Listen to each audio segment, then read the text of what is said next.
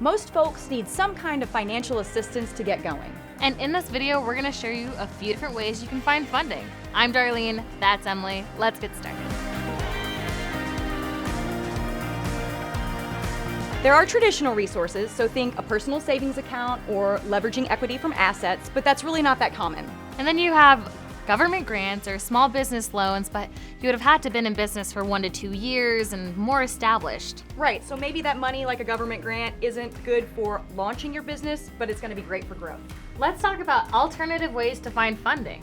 You can ask for donations from your friends and family, but it's a good idea to set up a separate bank account for that and just remind them that it's not tax deductible.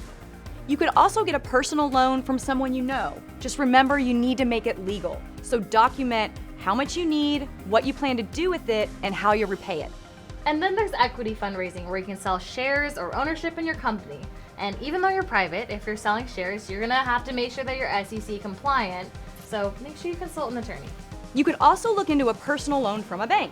These can range anywhere from $2,000 to $35,000. They probably have some closing costs and interest associated with them, and you're probably gonna need a good credit score, but it's another option for you. And then there are crowdfunding sites like Kickstarter or Indiegogo that let you set up a campaign to let people know what you need money for, and they can donate to you.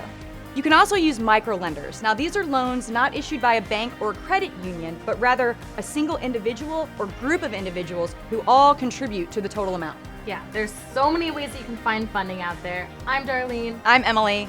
See you next time.